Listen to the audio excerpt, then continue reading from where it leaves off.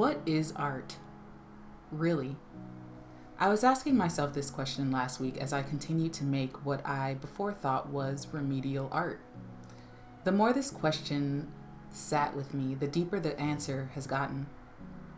I realized that art is a medium through which divine wisdom and healing can come through. Whether healing emotions, past trauma, or healing relationships, art, and I mean all forms and expressions of it, is way deeper than a pretty picture, especially if used with that intention. It becomes a gateway for ancestral wisdom, earth wisdom, and cosmic wisdom to come through. Portals into the unknown can truly be embraced when the intention is clear and the mediums are chosen. Being an artist to me means being a vessel through which my soul expresses its wisdom and divine insights. And I honestly had forgotten this in the month of January, and got so caught up in learning to be the best technically and skill-wise that I'd forgotten what my soul's calling was. However, I want to talk about what someone considers to be sucky is actually someone else's desire. The truth of the matter is, art can be healing. And just because it's beautiful or it evokes a certain emotion, that's the very healing power and medicine within art. But I want to talk about standards. I know within the art community, very similar to like in the music industry, there's considered bad versus good art. But as an artist, I know that all art is subjective. Take Picasso, Basquiat, and Pollock for example. They all did very unconventional art. They brought about new movements and new ways of thinking and healing in different ways and thought-provoking art. Art has that power. And at first, as I was making this speed painting and any other form of art, I was thinking, oh, well, this is very kitschy. You know, that kind of art that's kind of frivolous or doesn't really have any meaning other than, oh, that's an interesting image.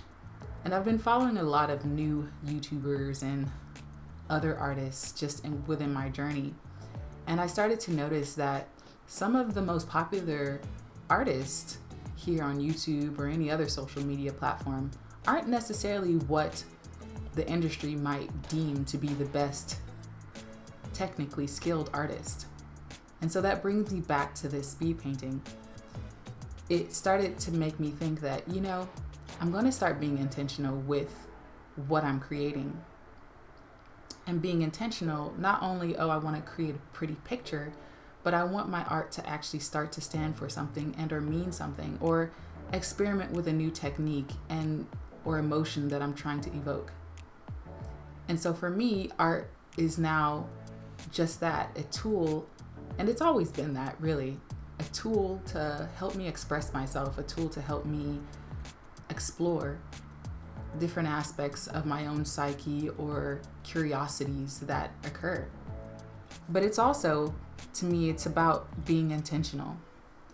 I personally want to be able to paint and draw anything I want at a high degree of skill, and that's what I'm working on.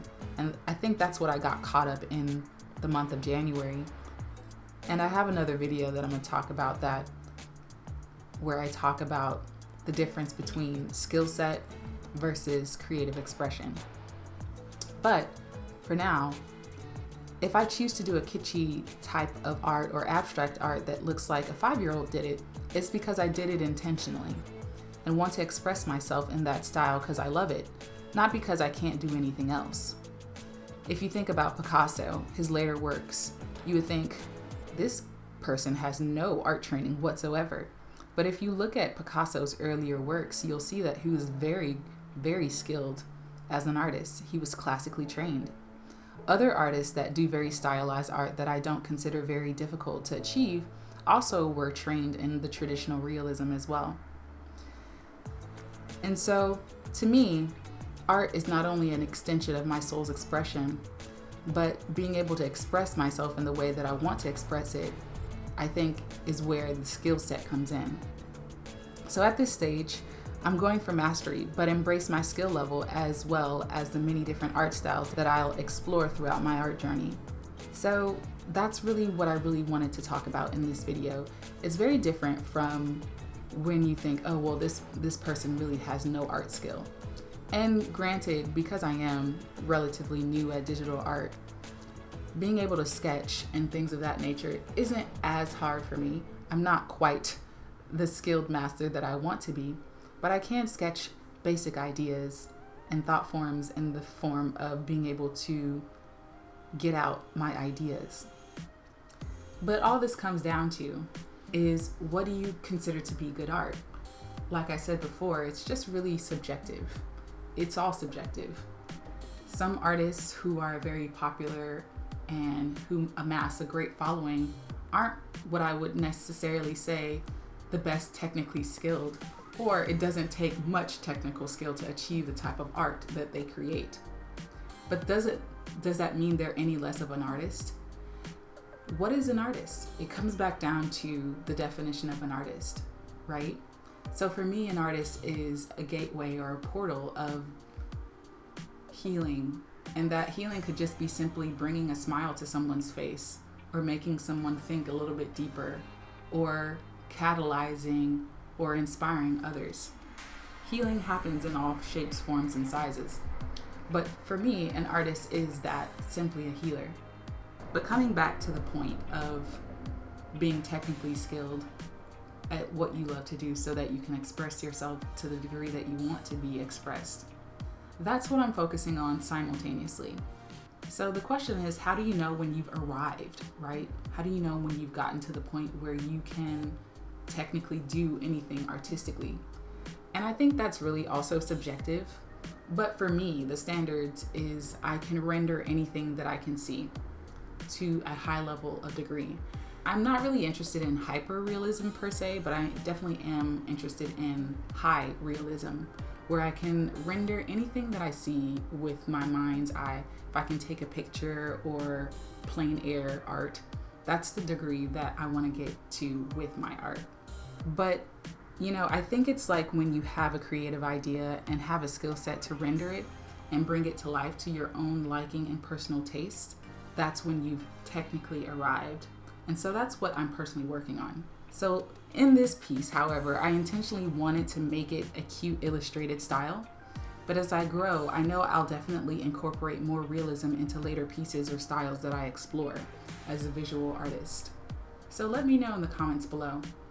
What is your definition of an artist? And do you consider yourself one? Like I said, art has many different forms of expressions. So let me know if you consider yourself to be an artist in the comments below. I'd really love to know. So really the premise behind this video is your suck is somebody else's gold. And what I mean by that is art is totally subjective. And if you want to create art in whatever style you want to create it, go for it.